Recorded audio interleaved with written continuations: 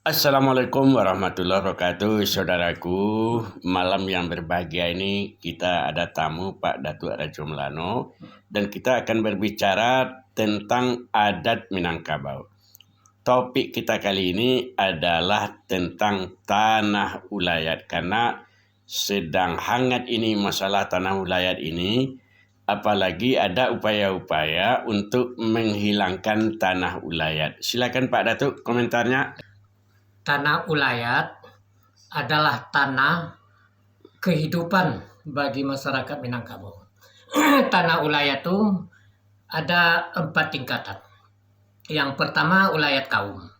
Ulayat kaum itu adalah merupakan tanah komunal atau tanah bersama dalam kehidupan kaum itu sendiri.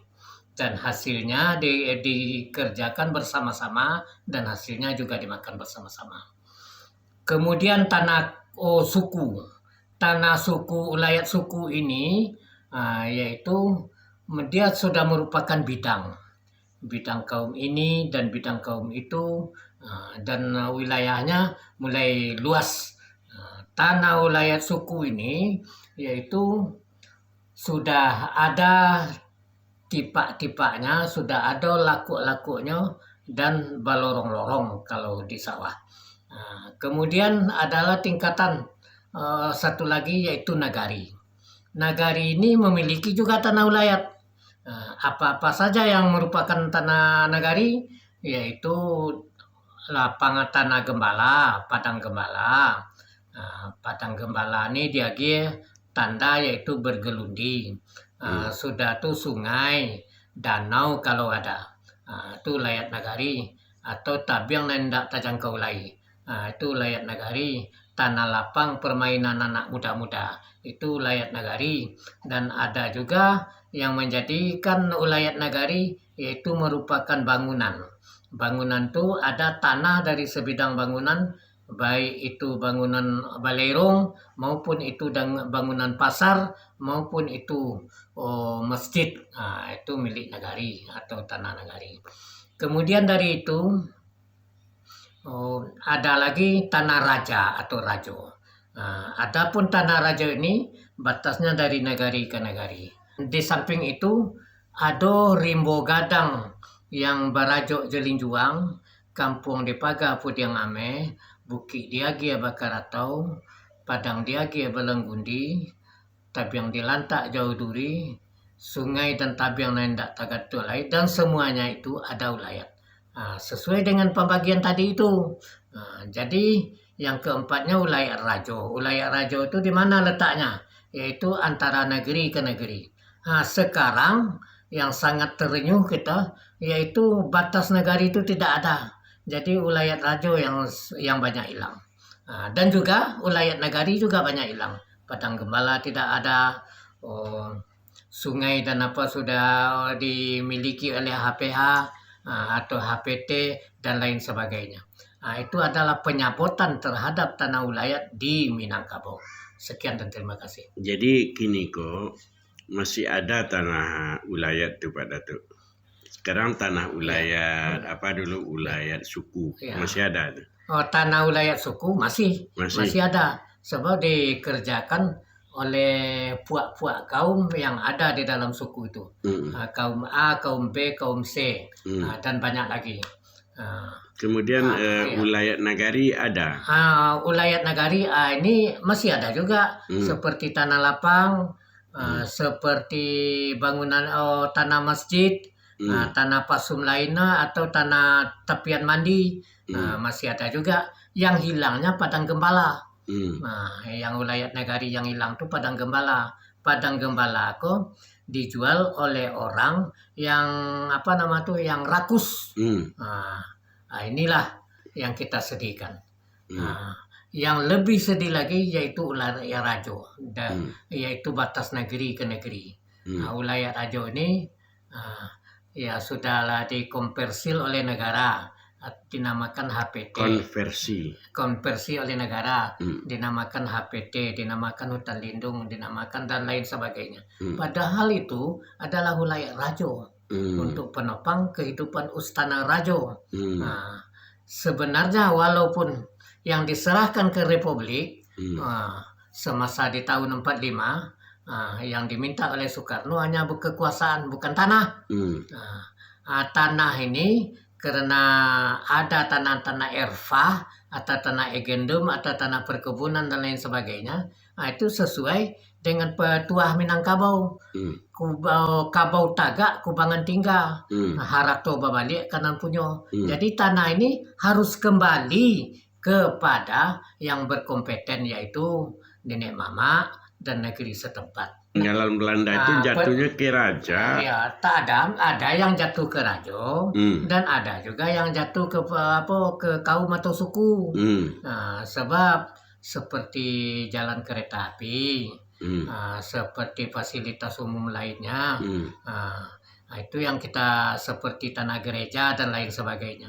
Itu sesuai dengan apa tuh, kabau tagak kubangan tinggal, harato babalik kanan punyo. Ini landasan hukumnya bagi adat Minangkabau.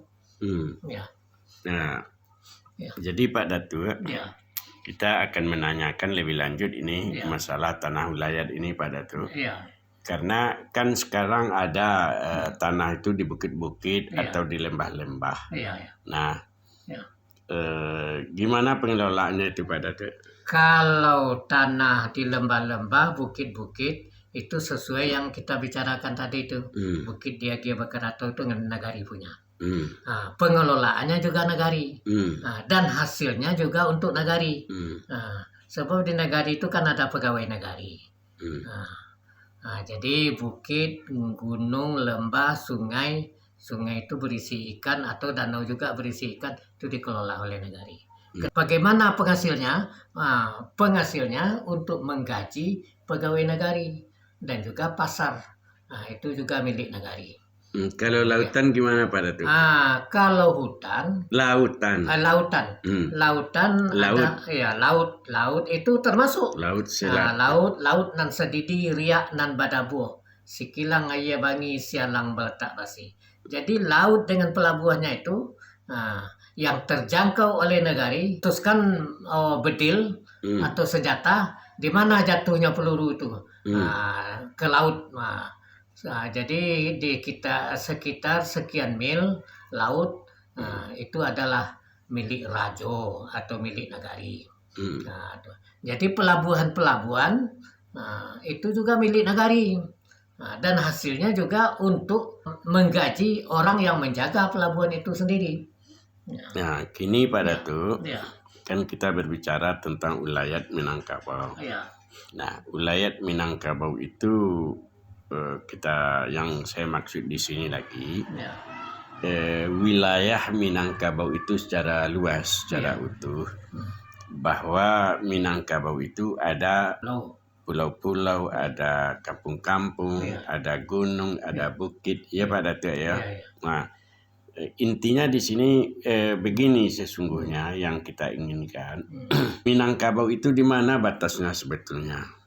Apakah Minangkabau itu dalam arti kata hanya sekedar luak nantigo atau daerah-daerah lain? Kemudian apa pula yang dimaksud dengan rantau? Ini barangkali Pak Datuk. Jadi Minangkabau itu tabang gagak jo hitamnya. Bajalan orang Minang jo adatnya.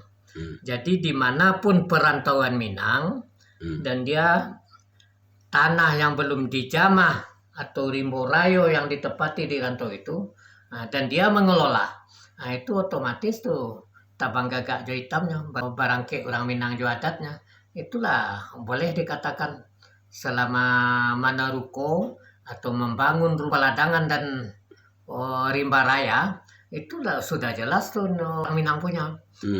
Begitu juga pulau-pulau antara pulau ke pulau. Dan itu di Minangkabau itu juga sudah merupakan wilayah orang Minangkabau. Yang Minangkabau itu di dalam falsafahnya tanah dan air. Tanah yaitu daratan, air yaitu pulau-pulau, sungai dan danau. Jadi batasannya mana Pak Datuk? Wilayah orang Minang itu di mana? Kalau tadi sudah kita dari pulau terluar dari Minangkabau itu ditembakkan bedil ke laut lepas, di mana jatuhnya peluru, di laut lepas tuh, itu wilayah orang Minangkabau. Nah, durian di Takuk Rajo. Ah. Nah, di mana batenya yang Minangkabau itu di mana? Durian di Takuk Rajo itu mula-mula Datuk Ketumanggungan yang pergi ke merambah daerah baru. Jadi waktu merambah daerah baru, makanya durian di Takuk Rajo itu dengan daerah luar yang belum terkelola, maka dinyatakan oleh Tumanggung itu, inilah pengelolaan. Namun di dalam hal itu, yang hutan raya yang ada lepas dari durian di Takuk Rajo ditempatkan manusianya yang disebut anak dalam, yaitu kubu. Itulah yang dikelola oleh tentara Tumanggung tadi yang disebut anak dalam atau orang kubu. Nah, durian Takuk Rajo kok di mana? Yang durian di Takuk Nama nagari itu durian di Takuk Rajo itu istilah apa saja? Durian di Takuk Rajo itu yaitu ada antara Awucino dan Temiang. Jadi Pulau Temiang itu letaknya sekitar Muaro Bungo sekarang. Itulah di sinalah durian di Takuk Rajo. Itu aja lain. Durian di Takuk Rajo. Si Pisak, si Pijau Hanyut. Si Pisak kok di mana? Si Pisak itu yaitu daerah antara Rengat dengan Air Molek dan Pasiringgi. Sudah tuh kemudian ada Sikilang Air Bangis. Sikilang Air Bangis itu arah ke barat. Sudah itu ada lagi Taratak Batu Hitam Latak Sepadan Rajo Mudo. Itu daerah Kerinci. Daerah Kerinci itu menurun dari apa? Dari Sungai Penuh, dari Pondok Tinggi arah ke Sako, arah ke Tapan. Itu di sana ada Latak Sepadan Rajo Mudo. Ada namanya Sikalawi, ada yang namanya Sungai Ngiang. Itu Minangkabau. Nama-nama negeri itu. Kecil Minangkabau itu cuma Pak Datuk. Yang kalau kekuasaan dari Minangkabau itu sendiri yaitu Bengkulu. Bengkulu itu adalah merupakan nagari kembar dengan Pariaman. Jadi Pariaman ada Tabui, di Bengkulu namanya Tabot, dan Tabot itu menjadi kebanggaan yang paling besar. Jadi di sana ada namanya di Bengkulu itu yaitu gelombang laut yang disebut yaitu Riak nan Badabu. Pas panjang di Bengkulu. Sikilang Air Bangis itu daerah utara. Jadi itu kawasan Minangkabau awal. Kemudian dengan namanya suatu kerajaan yang disebut Melayu Tua, yaitu Melayu Tua Minangkabau dengan bukit barisannya, dan ikutlah Rantau Nan 20. Rantau Nan 20. Rantau Nan 20 itu kekuasaannya sudah sampai ke Semenanjung, sudah sampai ke Luson atau Amanilah. Amanilah itu kata-kata Minang. Amanilah itu menetaplah dan amanlah. Datuk Baginda Sulaiman. Sekarang Amanilah itu yang disebut hanya hilang, hanya Manilah saja. Itu adalah Minangkabau. Minangkabau dengan bahasa Tagalognya atau bahasa anak dalam. Jadi dalam pengaruh berarti Minangkabau itu luas. Bukan hanya sekedar Sikilang durian di Tapuk Rajo saja. Bukan. Kalau durian di Tapuk Rajo itu kan ibarat apa kan sejengkal itu cuma. Sementara luas. Jadi yang namanya rantau itu bisa 20 itu yang mana itu pada? Rantau Nan 20, Luzon, Mindanao, Pangkalan Bun, Kalimantan, Sintang dan Lomiram, Malaya dan Kuala Lumpur, dan Brunei Darussalam. Berapa belum sampai lagi 20. Dan sampai ke Enggano, Pulau Liwa, Puteri Liwa dan Kapayang. Sampai ke Aceh ya? Sampai ke Aceh Tiga Sagi. Kemudian apalagi di sebelah itu ya? Dan Patani. Sampai ke Patani. Jadi Patani itu termasuk apa ini? Negeri Siam. Negeri Minangkabau itu. Minangkabau juga. Jadi daerah Minangkabau itu luas sebetulnya, Luas yang termasuk Ya. Semenanjung, kemudian Pahang dan Kamboja, Petani, Pahang Kamboja, dan Petani. Bukit Naratiwat, Nah, kemudian Naratiwat ya. ya Naratiwat, Kamboja. Berarti luas sebetulnya Luas, Minangkabau ini ya, Pak Datu ya. ya. Jadi kalau ada orang mau berdiskusi dan bertukar pikiran dengan saya dengan kerendahan hati, marilah kita berdiskusi. Apa bedanya Pak Datu antara Melayu dengan Melayu Minangkabau ini Pak Datu? Ya, Melayu itu seperti Melayu Bugis, seperti Melayu Rantau dan Melayu lain itu Melayu Rantau.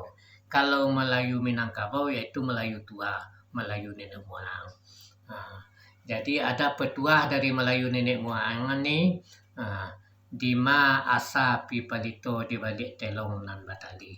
Dima asa nenek kita dari puncak Gunung Merapi.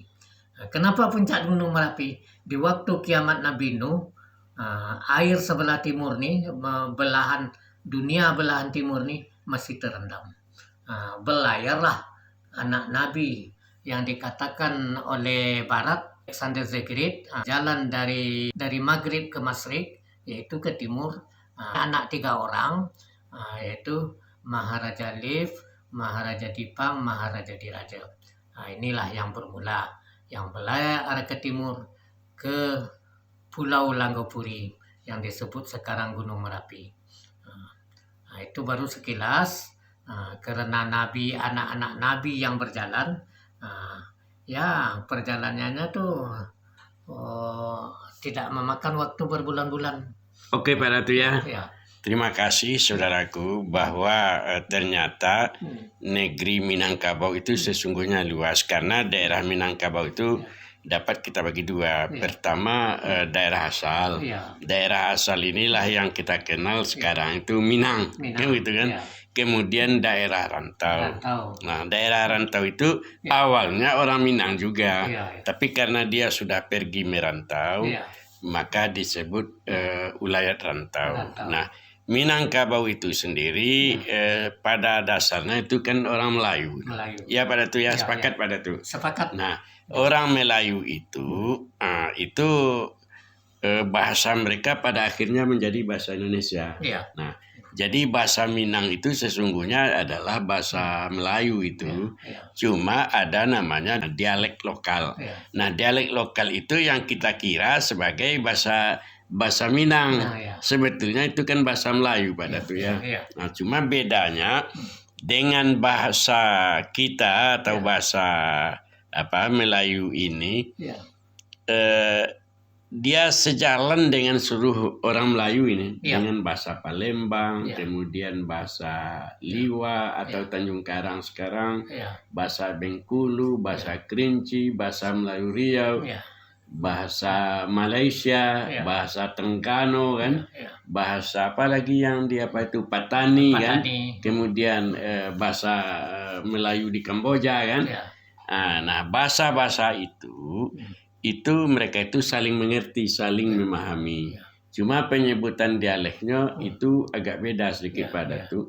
Karena kita bertemu dengan kawan-kawan yang berasal dari Kamboja, yang sesungguhnya mereka orang Melayu, bahasa mereka sedikit berbeda. Kadang-kadang bahasanya itu terbalik.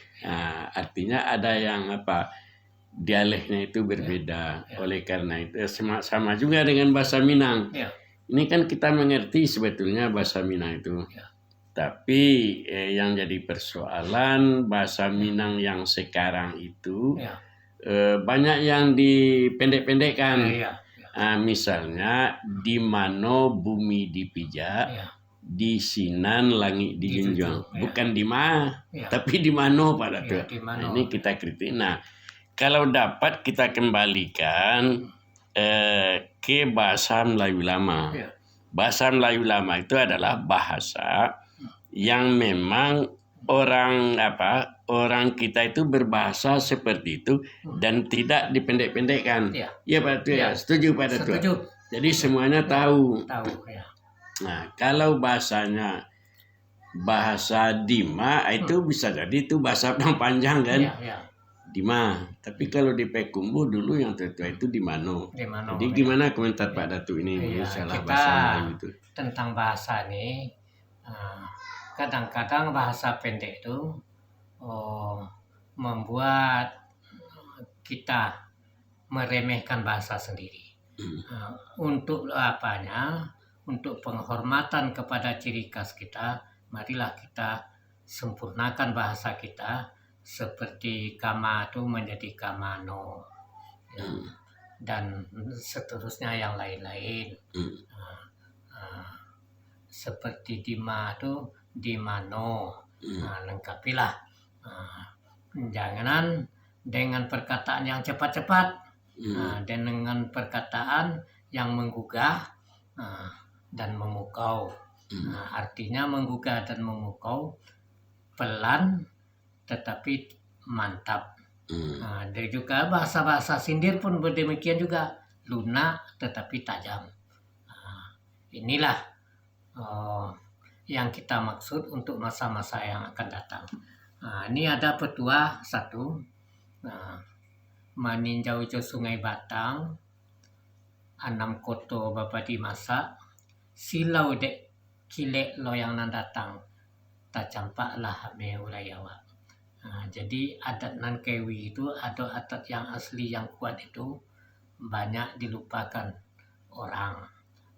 Siapa yang apa tuh? Itu pengaruhnya budaya-budaya yang datang yang masuk ke Minangkabau.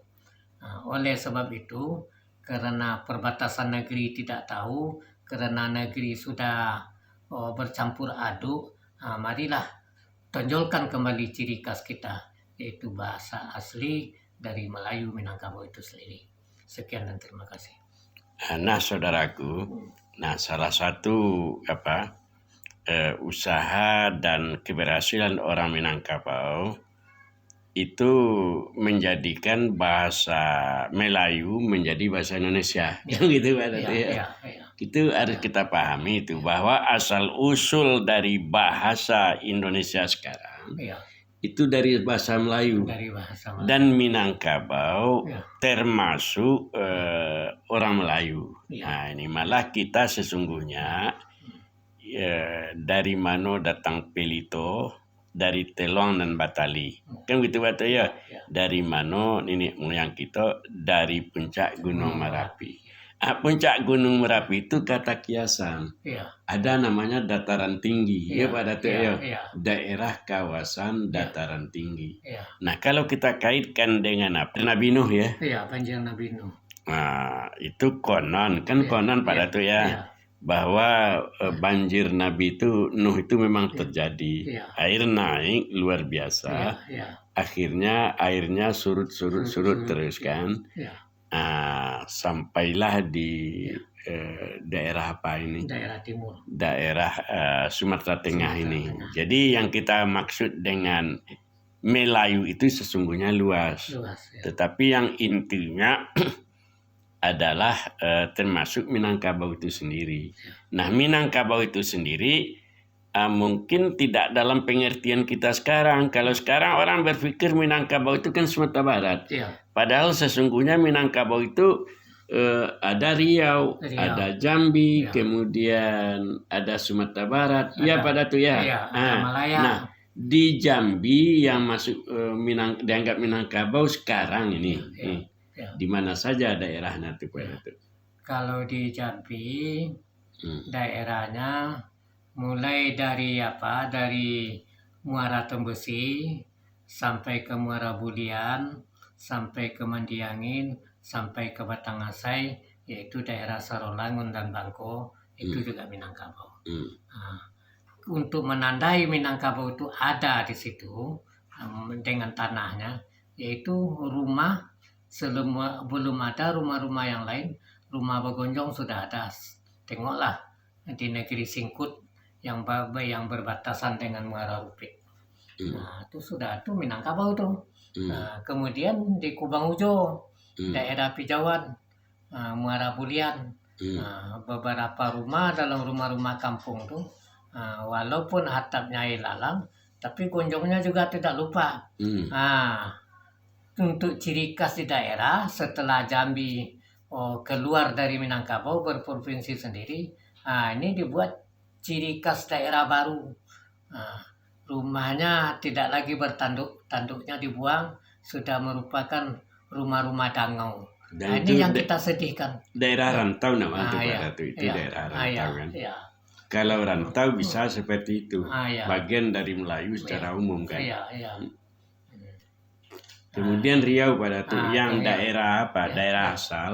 Iya. Dia daerah Riau sih, Iya. tapi Iya. termasuk daerah asal. Iya. Luak Nantigo kan, Iya. di mana-mana tuh di Riau. Riau seperti Rawo Mapatunggul, seperti Barumun, seperti Ulu Sungai Rokan, Pasir Pengerayan, seperti Diantan dan Petapahan, seperti Bagan Siapi-api, Bukit Kapur, sampai ke Dumai. Itu Dumai, itu Basilam Baru, itu Minangkabau. Dan untuk mencacah itu belum termasuk daerah rantau itu lagi ya? Belum termasuk. Kalau mau mencacah, cari rumahnya yang asli. Rumah gadang tuh. Bagaimana lah nenek moyang di situ membuatnya. Masih ada ya? Masih ada. Seperti daerah Basilam Baru, seperti daerah Bukit Kapur, seperti daerah Bagan. Dan juga ada juga rumah yang berbentuk rumah di laut, rumah tepi pantai. Ada juga yang bergonjong. Sebab kita di Bagan Siapi-api itu kita sudah ke sana melihat mana-mana saja rantau Minangkabau. Jadi ciri khasnya hanya berubahnya di waktu Orde Baru untuk mengetengahkan ciri khas daerah masing-masing.